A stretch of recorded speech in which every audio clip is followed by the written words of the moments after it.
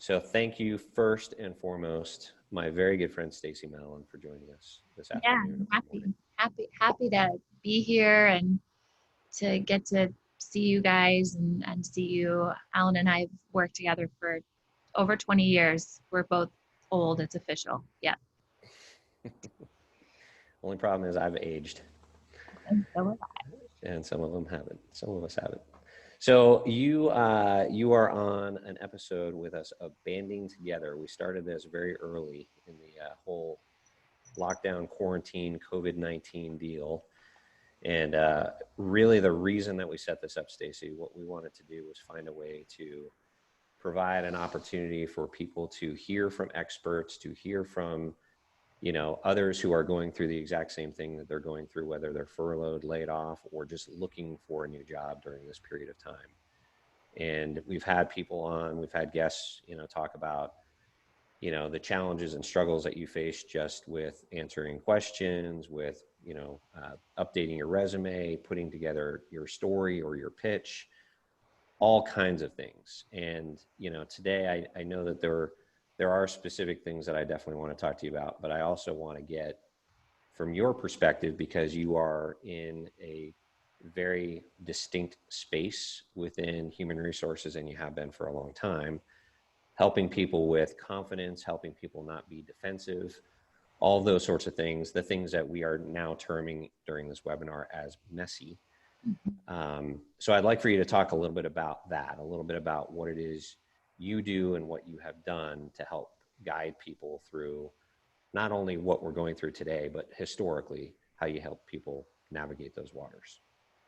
Yeah, so I think I navigated into the space of cultivating trust and trust inside of organizations after many high growth startup companies, both here and in California, in Sunnyvale and Silicon Valley.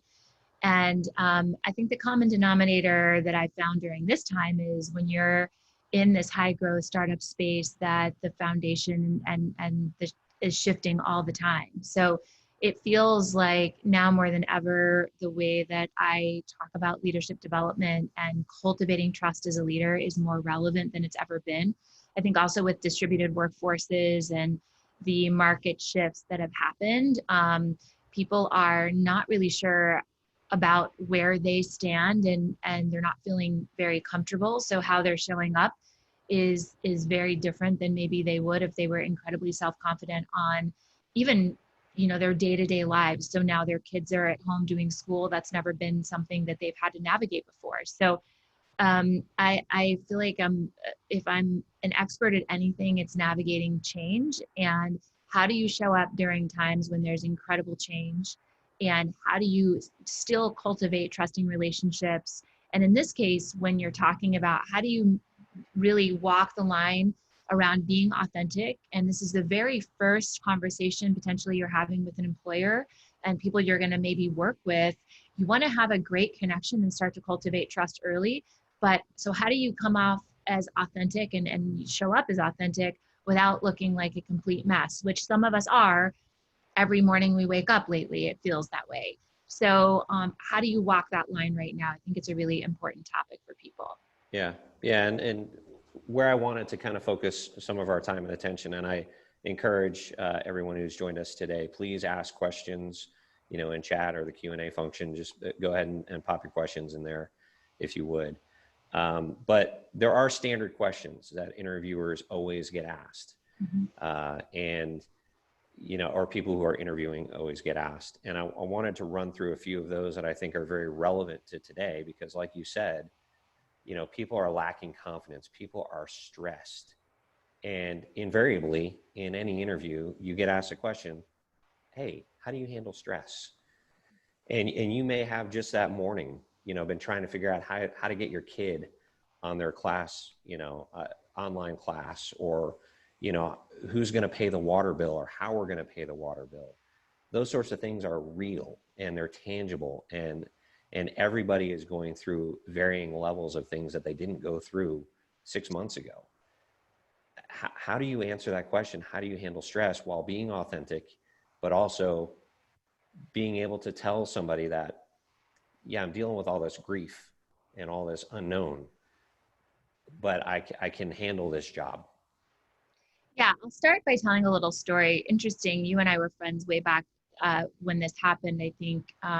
Or yeah, we would have known each other already. But 9/11, I remember I had interviews scheduled that morning, the morning of September 11th. And I remember, all of us remember where we were when everything happened in the World Trade Centers. I was at the gym actually when that happened, and was sort of in shock. My dad's an airline pilot. We didn't know where he was. It was really stressful as well for some of my family is in New York, extended family. So that morning was just, not dissimilar from how we've been feeling lately, just out of sorts. And I remember I had an interview at 8:30 in the morning with someone for a director level role. I went into work, and so it always comes to mind because I think in the very beginning, we both tried to sort of act like everything was fine. And I actually, when we were talking about this, I asked this question and he sort of started laughing like, okay, well, let's just talk about what's happening right now. And I think right now, the best thing to do in any case, and so let's just take this question as a good example, how do you handle stress? I think just answering in a way where you're authentic, that you can say, I think it's a good test of what's, that's a good representation maybe of how I've been handling and managing in the last several months. And just come out and say and be authentic that, what's been happening for everyone is stressful. And in my own life, of course, this has been stressful because maybe you'd have employment end or fill in the blank. But I think not acknowledging the obvious is very unauthentic. So I think coming out, and again, this is about acknowledging and not, like, if you will, vomiting all over the interviewer about all the messy things about your life. It's not necessarily an invitation to tell that person every aspect, but I think being prepared with how you've navigated stress in the last several months, and to some degree demonstrating who you are as a person on how you've managed that, and really thinking about what are the things that you've done and what are the things that are important to you to create a greater foundation for yourself. And I think it always goes back to what are the habits and patterns that you started to institute in your life. So I think that's a good way to answer that question, and just also walk that line of being authentic, but acknowledging, stuff is really messy right now and hard. And that if you try to gloss over, I think it's just going to come across as really empty as an answer. Do you think it's fair, Stacie? I mean, like you said, I think a lot of people, not all people, but a lot of people thought, let's just keep moving, and then we started to realize, okay, not everybody is just keeping on moving. Yeah. A lot of people are stalled or struggling or broken down. I mean, there's a lot of angst right now. Do you think it's fair to take that question of how do you deal with stress and turn it on that person that's interviewing you and say, we're all dealing with levels of stress today that we never thought were even possible. So for me, what I'm doing is this, but I am curious, how are you dealing? How is the company dealing with what's going on right now? Do you think that's fair to turn it? I think it's not only fair, but it's a really good strategy, honestly. And there's nothing wrong with having a strategy. Strategy is everything on how you handle stress. And to a little bit about your question, there are people that activate, and everybody knows people like that under duress, they just take the bull by the horns and they activate. They actually overactivate in these situations. And there are people that crawl into the fetal position. And there are very few people kind of in between. People either do one or the other. They flee or they fight, right? That's fight or flight response.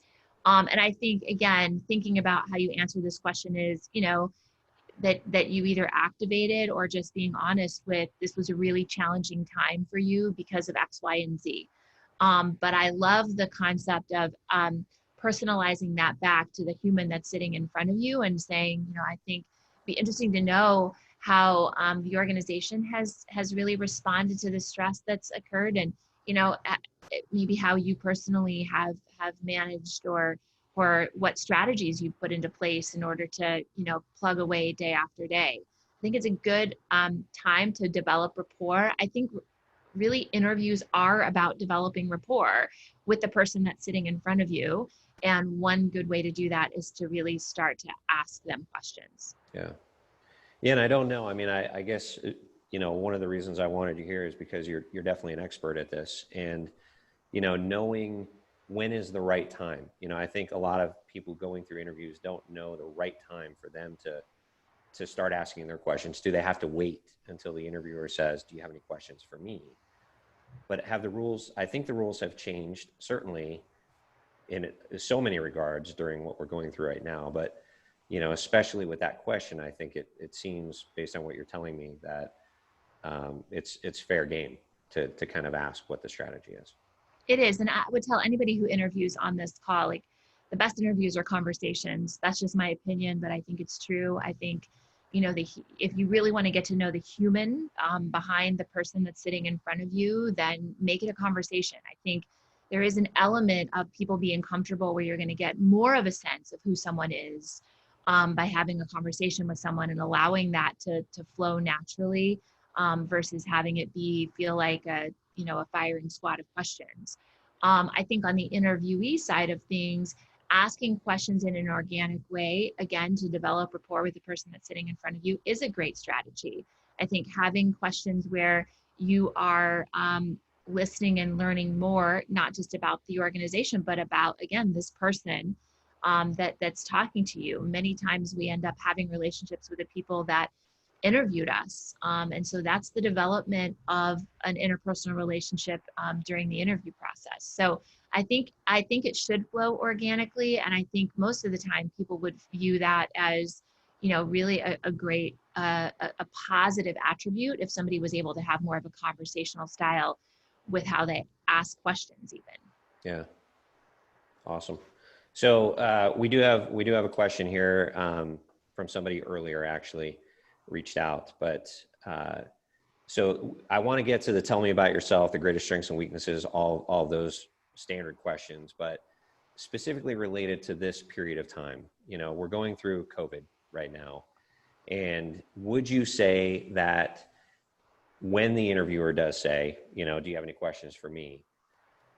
How do you couch questions? How do you position questions about their reaction to COVID and their leadership style or how they treated their employees? I mean, what is fair game as it relates to, what we're experiencing right now when you're given the floor, so to speak? And I know you are an advocate of the conversational, but I think a great question right now to ask is, and again, this is interviews are really, everybody's interviewing each other. And something I would want to know is asking, how did the organization initially respond? What was the initial response?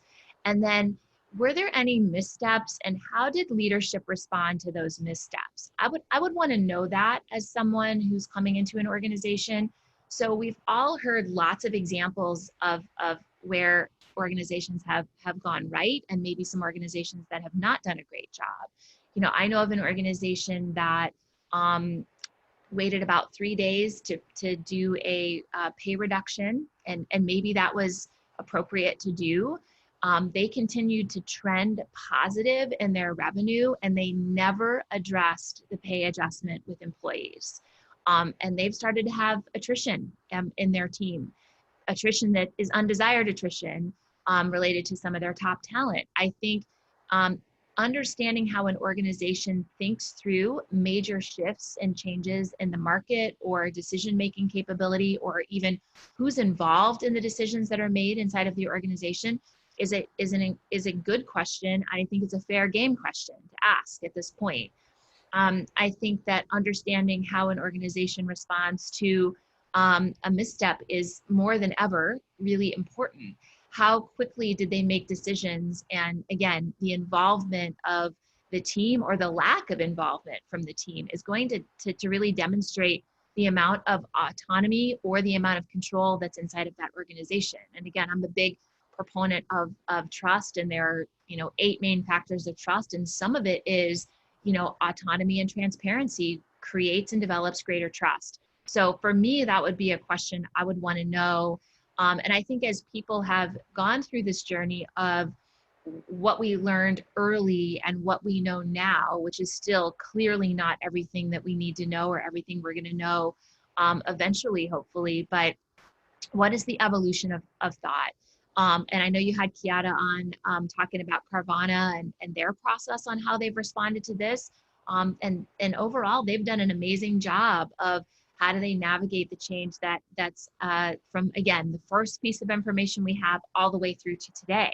And every organization has a different story because the market and how the market and the changes that impacted the business is different.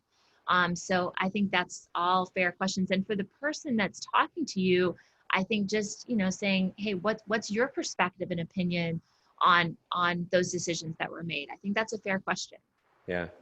Yeah. And to your point, I mean, I think it's important for anyone who's listening to this or anyone who's tuned in now, when you ask that question, you may not always get an authentic or transparent answer. Like if you're to that company that you just mentioned, the one that gave the reduction 3 days into it and hasn't bounced back, they may not even recognize or be willing to admit that the reason they're having attrition is because they haven't addressed it.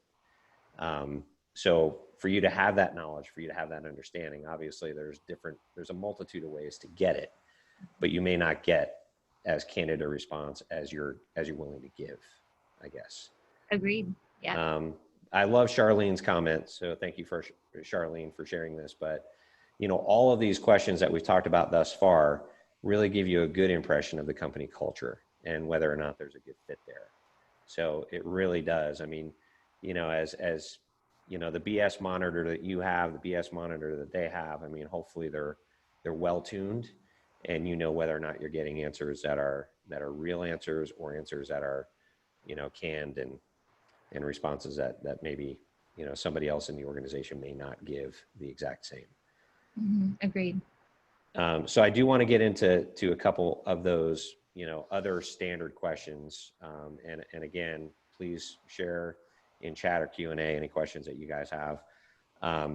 But there's a couple that we talked about earlier.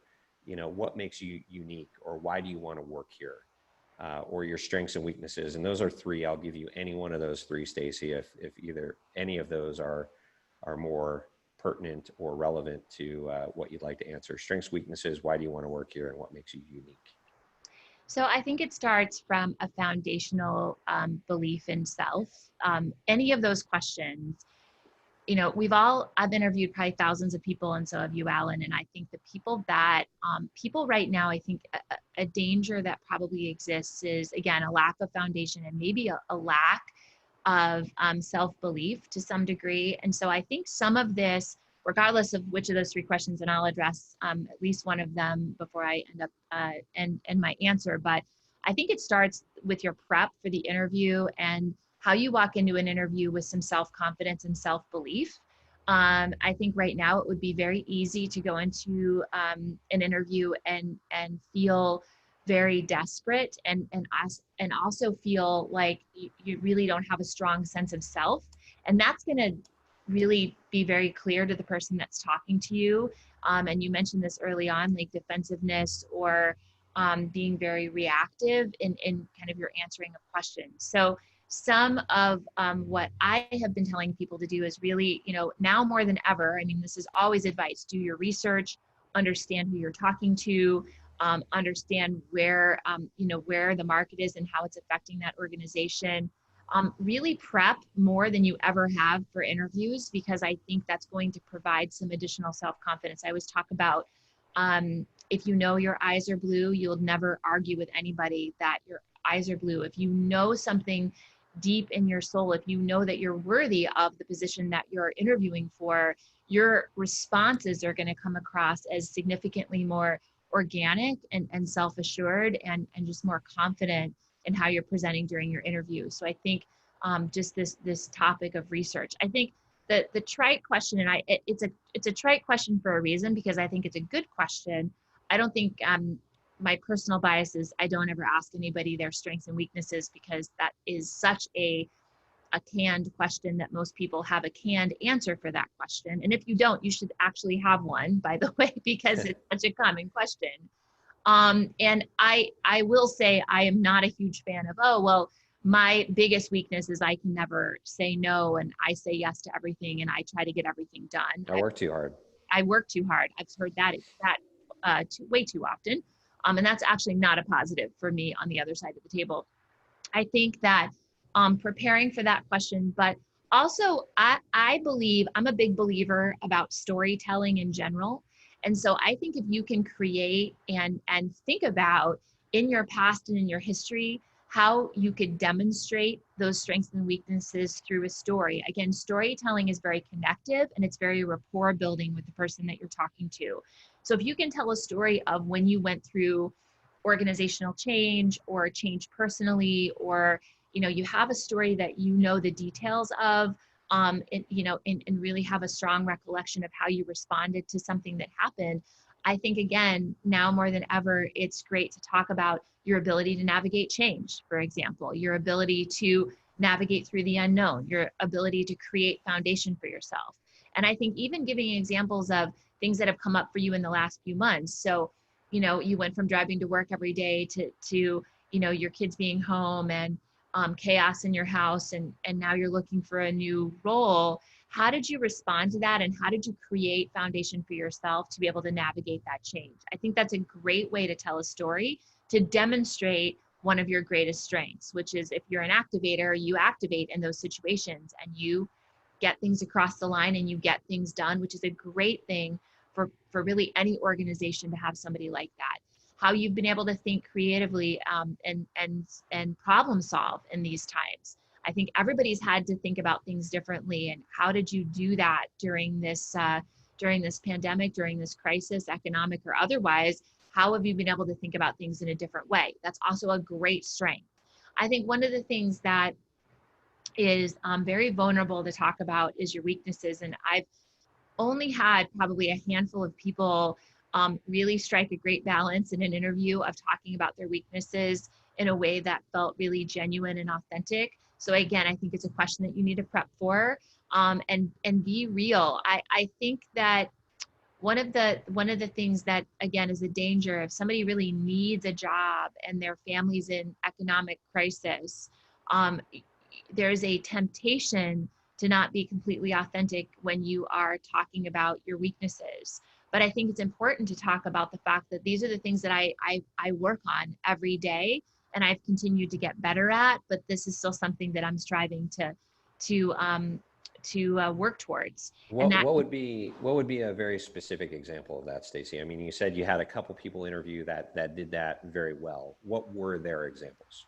So a great example, and I'll use this for high growth companies, is most people either gravitate to being strategic or being tactical, for example.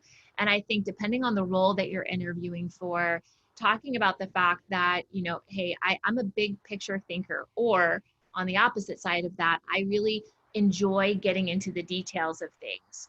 And one thing that I'm working on, if I enjoy getting into the details of things, is really picking my head up, especially during these times, and really understanding the big picture impact of what's going on. I'm still working on it. I'm not, it's something that I work on every single day, but I do gravitate. It's something that I'm aware of. I gravitate towards the details. I gravitate towards tactical execution. I gravitate towards getting shit done because it makes me feel better. But I'm getting better and better, and COVID has taught me that I have to kind of pick my head up and look around sometimes so that I understand the impact of the details that I'm doing and the impact that they're having.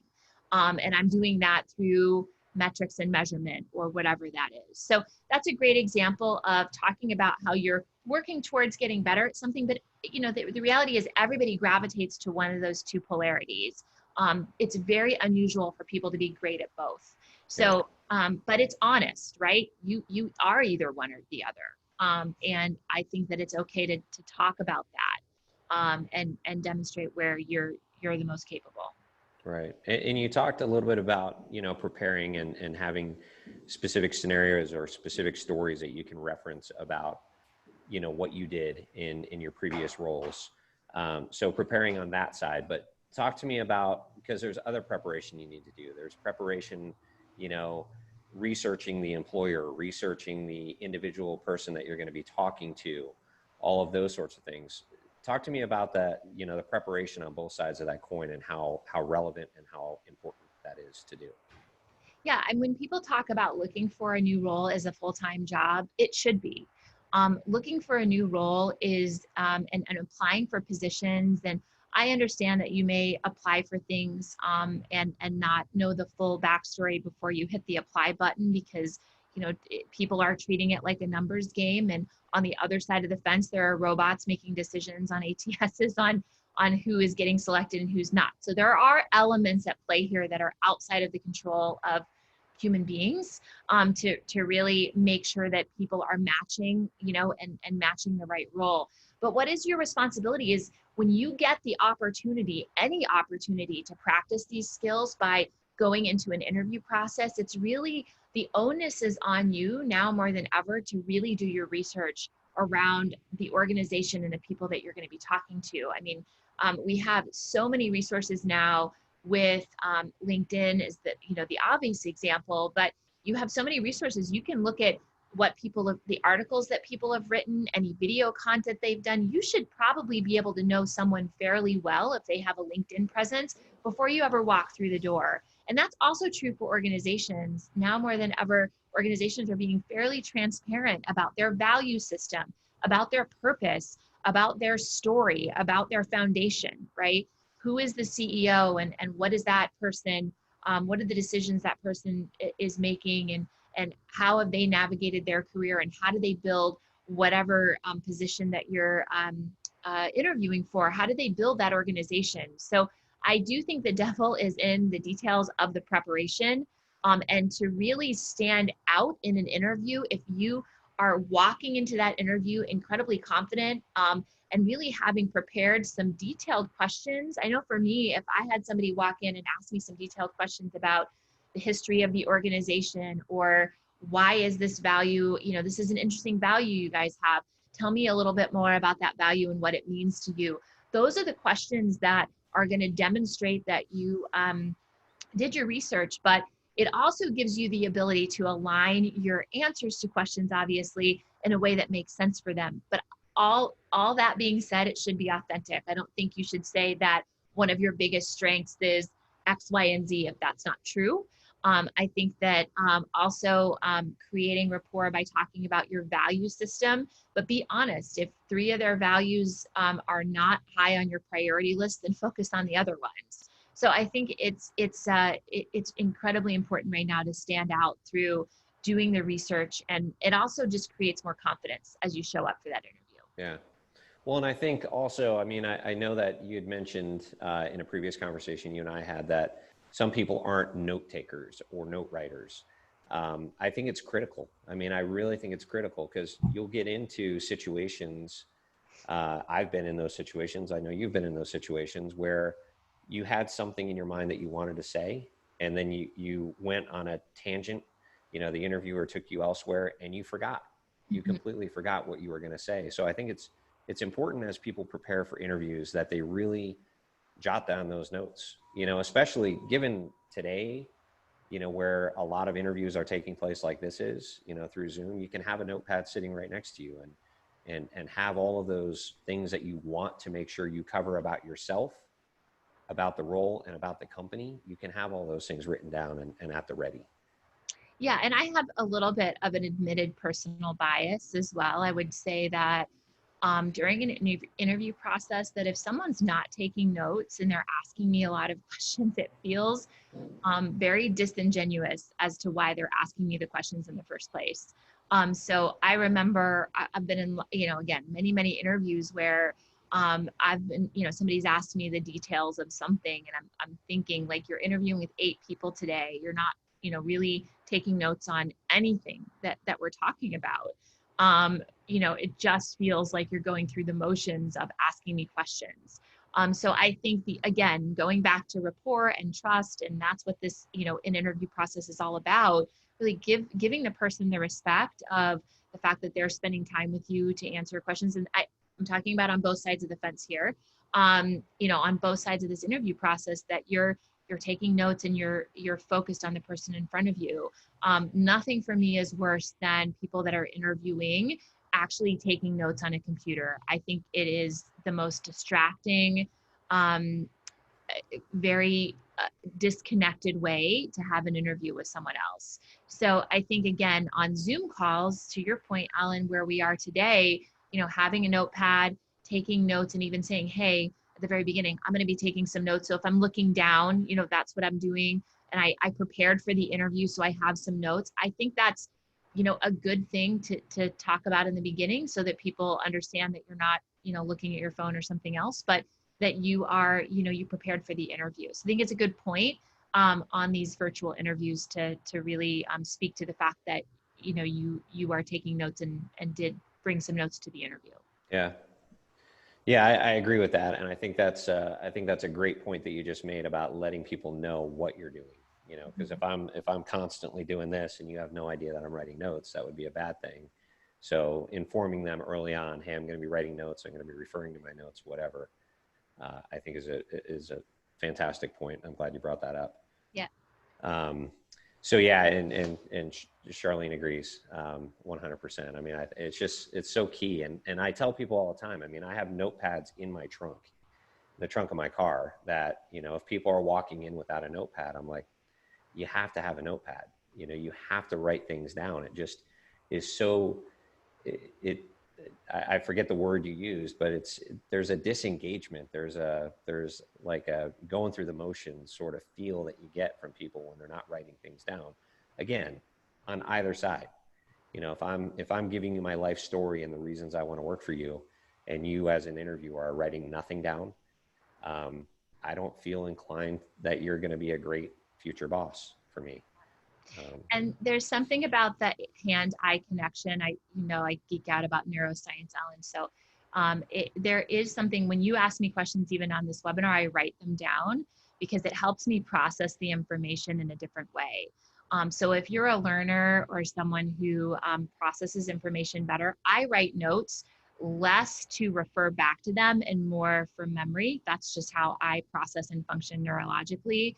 So when I'm asked a question in an interview, I typically write it down so I can sort of process and internalize the question and prepare myself to answer. So it's a good kind of easy tip for people, especially if they're nervous, right? It gives you a grounding and a foundation to write down the question and give yourself just a second before you prepare to answer. It's just your brain processes it differently, truly.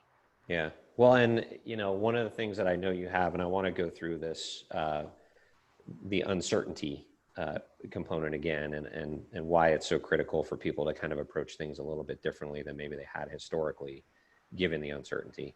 Mm-hmm. But one recommendation I know you had is having a conversation with somebody that you trust, and really being able to bounce your answers to, again, what are going to be very standard interview questions, bouncing your answers off of people and saying, does this sound like me? Does this sound authentic? Do you think I'm going too far? Do you think I'm not going far enough? And finding that partner. So speak to that a little bit, because I know you have some thoughts on it. So there's a couple of pieces to this. If anybody's ever read the book Atomic Habits, I'm a huge fan of that book. And one of the biggest takeaways for me that I talk about a lot is habit stacking, and how habit stacking can create a foundation for you that can feel very familiar and ground you again right before, for example, a big interview that you're nervous about. So one thing that I recommend to people is habit stacking a couple of things that make you feel at your best. So for example, if you have an interview that day, don't hit the snooze button 5 times. Get up. If movement is part of how you feel your best, or hydration. I think that this is so basic, and people are like, yeah, I get that, but life happens. Plan for it, and plan to be in your habit stack so that you can be at your best. But one habit that I highly recommend to people is, prior to an interview, for a lot of different reasons, schedule time with someone you know and trust to, and so put that in your habit stack. So if first habit is, fill up your water bottle. Second is to take your vitamins. Third is to move. Fourth is to drink your water, whatever that is. In that stack, schedule time to even have a 5 to 10 minute grounding conversation with someone you know and trust. I think that there's something about just energetically entering an interview where you are able to talk to someone prior to that, to sort of, for lack of a better way to describe it, kind of get your jitters out and get your thoughts out. Otherwise, you can sort of ramble on to the person that you're interviewing to. So I think that integrating that as part of your prep can be really important. And again, now more than ever, because we are on this type of interview, we're on a Zoom type of interview. It's very challenging and less personal. So I think getting on the phone or getting on a Zoom call with somebody that you know and trust and walking through a little bit, again, it's all about feeling your most confident self and feeling prepared. So that's a habit that I've been recommending to people, given the types of interviews that are happening, that I think is really, I've found for people has been very valuable. Yeah. No, that's perfect. I love that. And, especially that the conversation, I think that's so key. I tell people all the time, when you're interviewing, lean on me, just give me a call. We'll go through it. I'll calm you down to the best of my ability and just prepare you. That's why we meet people at their interview. And you've done that for decades as well, I know. Yeah. So a couple more standard questions that during this period of time are just really hard, I think, for a lot of people to answer. One of them being, what are your goals for the future? Again, I'm trying to figure out how to pay the water bill.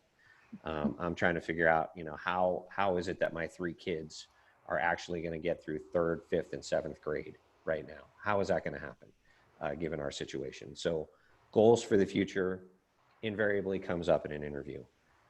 How do people answer that today, given the fact that they're just trying to get to the end of today? Well, I think it's valid to start that question by just stating something to the effect of, well, I think some of my goals have shifted from where, if you had asked me that question a year ago. So I think it's, again, valid and authentic to just state it up front that, obviously things have shifted dramatically.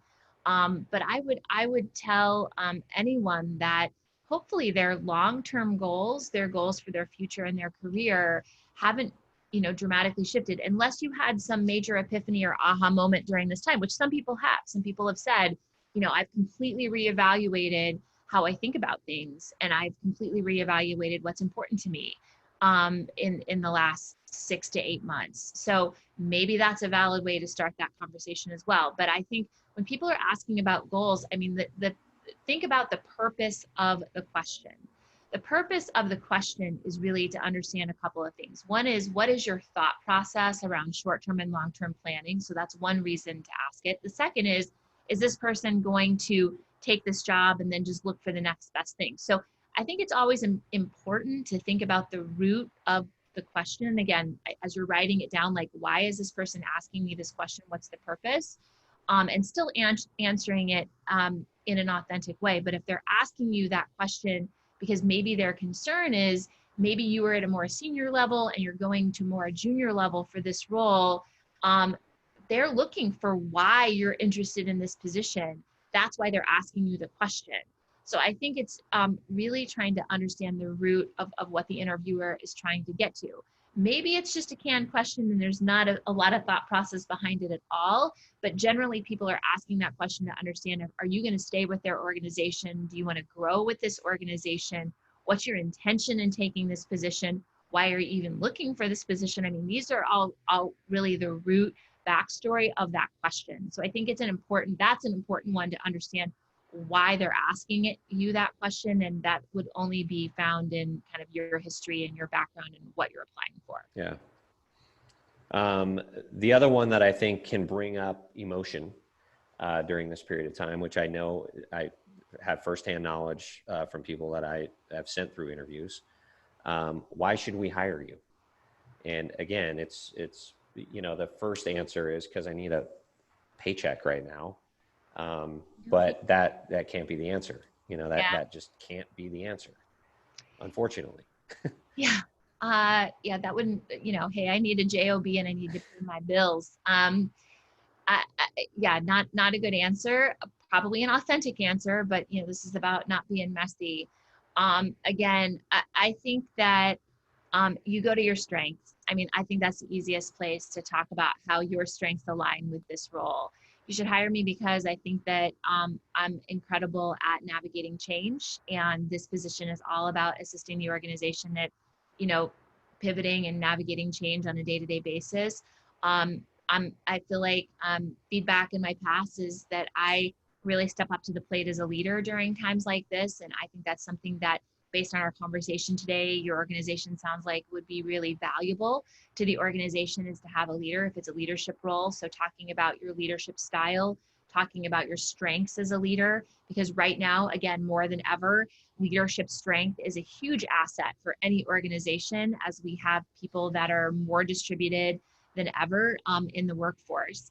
And leadership is one of those things that you don't have to be directly leading people. I think talking about how you've shown up as a leader, regardless of what role you're in.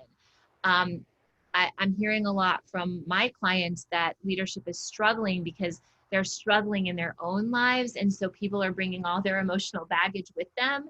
How do I help this person navigate? So I think using that question to emphasize how you step into the role of being a leader, how you activate as a leader during this time, is a good way to answer that question while still being authentic. And so that's what I would emphasize. That would be my advice, to emphasize either your strengths or how you step into being a leader, because I feel like that's top of mind for organizations right now. Yeah. And every single thing that you've brought up in this conversation, Stacie, really comes back to preparation. Being prepared for this conversation, being prepared for the questions that you're getting, being prepared with your answers, again, to the degree that you can prepare for questions that you want to come across as authentic as humanly possible, obviously, but you will, and preparation matters in these scenarios in a very big way. And I think people may unfortunately downplay it a little bit. They're going to be the standard questions. Yes, they are. But if you don't have somewhat prepared answers for them, you're not going to do as well as you might be able to. What do you know about our company? I mean, I think that's one that, you've been internal for so long. How do you react when people are like, well, tell me, when they immediately turn it around on you and say, I only know what I got from the website. Why don't you tell me a little bit more? How does that sound to you when people say that? I love for people to ask for who doesn't like to be asked for their opinion, right? Yeah. I think it's all how you position the question. How I would probably position the question, how I recommend to position the question, is, what's your perspective on X, Y, and Z, right? What's your perspective on where the organization is going, given the market conditions? No, but so as an interviewer, like when you're interviewing a person and you say, Alan, what do you know about our company? Mm-hmm. Like, what is my answer? What should my answer be as the person being interviewed? Okay. I would, again, draw from the preparation and hit things that are foundational for the company, the values, if they're out there, what you learned regarding the leadership of the organization, their trajectory, their history, so I would always go to foundational elements and just, because the whole point is for you to say, I did my research and my value system, for example, aligns to your value system. It's one of the reasons why I'm most interested in this organization. Again, if you're shifting careers or shifting your trajectory of your career, you have to go to what foundational elements are going to feel similar to the person that's talking to you. So, I applied to this position because as I looked at your purpose as an organization, it's something that now more than ever, I'm really thinking about. I want to be with an organization that's driving a greater purpose, right? And I understand that your purpose is A, B, C, D, E, F, G. And that's something that's really important for me, I found in my life. And I think that always just reflecting that you understand the foundational elements of the company is the best way for me to answer that question. Yeah. So, and I want to throw this out there because the topic of our conversation is how to be less messy, or, the goal of this conversation is how to help people be less messy. Let's say you answer a question and you want to take it back. So you've answered the question, but you're like, that didn't come out quite as well as I wanted it to come out. What is the right way, or what are some suggested ways, I guess, that a person can redirect and say, can I have, a minute to think about this or whatever? I mean, how do you fix a messy situation when you've stepped in it? Yeah, so this is probably hopefully you'll feel like this is the gem of the day. There's something we use in coaching that's a rapport development technique. Instead of saying, I'm sorry, you say, forgive me. And that's a very powerful statement. It's an emotional statement for people. So let's say you asked me a question and I sort of blurted out an answer. And like you said, I just sort of wanted to take it back. A good way to respond in that is just to say, forgive me, when you asked me that question, my mind kind of was thinking about it in a different way. Can you ask me the question again, or is there another take on the question? Or just say, forgive me, can you give me just a moment to think about that for a second? I want to give you a more detailed answer, or I want to give you an example. So I think it's a good way to kind of put a pause in the conversation. And most people aren't going to say, no to saying, forgive me, can I just have a moment? It's a very human thing to do. So it's more powerful than I'm sorry. And you're not even saying you made a mistake. You're just saying, I just need to pause and take a moment to really answer your question thoroughly. Yeah, I love that. I absolutely love that. That's I'm going to start using forgive me, because I say I'm sorry a lot. Yeah, forgive me. As you know. Yeah. So one of the things that we have done in these conversations is really try to get an understanding of where people are in their own interviewing and what they're doing. But one of the things that I've learned is that as people are looking for jobs while they're currently employed, there seems to be a different sort of reaction to those people, because there's so many people looking for jobs that are unemployed. And I did have this conversation on one of these webinars where I said, you're not allowed to punch a person who says, why are you looking for a job right now? That is frowned upon. I don't recommend doing it. But during this period of time, when somebody does ask, why are you looking for a job right now? And you're currently employed, do you think how do you want people to answer that? How do you suggest people answer that? Because I don't know what the percentage is, but a large percentage of the time they're looking for a job because leadership sucks, or they didn't react to this well. So how do you have that, but not answer that way? I think there's a couple of ways to answer it that, again, depending on what aligns to you personally. One way is to say,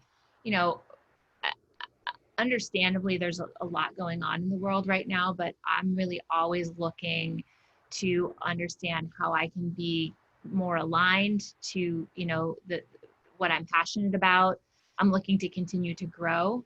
I'm looking to, be with an organization that's really making a difference, that's more driven by purpose. I'm looking for an organization that is demonstrating compassion, and I'm looking for, so you're not saying anything negative about where you are, but just that you're, a person that's always looking to grow and be challenged, for example. That, there's no, I think, again, releasing what we would call sort of survivor guilt yourself. I mean, I think that's where it starts. You're worthy of looking for a new position when you feel like it's time to look for a new position. And you shouldn't have guilt about the fact that there are other people looking. You're going to vacate a role that somebody else may be great for to take. So, I think it starts by releasing your own guilt about the fact that you may be looking for a role even though you have one. But I think it's also very genuine to say that this during these times, I've really been, I'm not looking at, I'm not openly job seeking for anything that's out there, but when I saw this position come available, it was really most aligned with where I really want to go. And now more than ever, again, I've been evaluating what that is for myself. I think a lot of people are genuinely in that position that they're, if they're at a company that maybe their company responded in a beautiful way, but that person has really evaluated where they want to be from a career trajectory standpoint in a different way. I think that's a very valid thing to feel right now. And I think it's okay to talk about that. Yeah. Perfect. Beautifully said. Well, do you have anything else that you wanted to share, Stacie, before I wrap this up? And I encourage anyone else, if you have any questions, please add them right now, because we are getting ready to wrap up. But is there anything else you want to leave our audience with?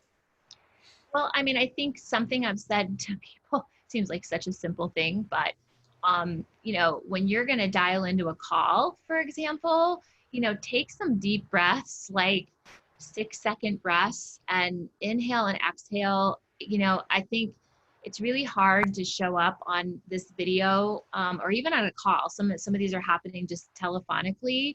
I just think if you want to show up as your best self, again, it's just all about that preparation.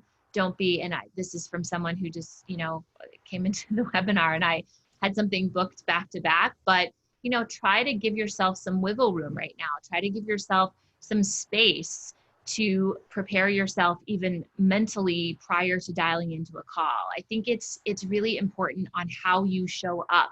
Everybody's trying to get everything done all the time right now. For example, if your kids are doing school at home, which most of our children are, where can you go to do this interview so you give yourself a little bit of space right before you dial into a call? Seems so simple, but I know I'll speak for the moms and dads out there. It's not something we're good at doing because we have guilt about the fact that our kids are in school, and that's really, really important. But you are important as well, and you showing up as your best self is really critical. So plan and make plans to give yourself that space prior to jumping in. Yeah, that's perfect. Well, Stacie Mallen, thank you so much. How do people reach you? Do you want people to reach out to you on LinkedIn? Yeah, LinkedIn's the easiest place to find me. I have a lot of stuff floating around out there. We're launching a podcast, and so I'm out there all the time right now. And leadwithtrust.com is my company and organization, and we are a leadership development company focused really on building trust inside of organizations, and that just creates results faster and better than anything else, in our opinion. So that's what we do, and how to find us. Awesome. Thank you so much for being here, Stacie. I really appreciate it. Thank you, sir. We will talk soon. Yes. Bye, guys.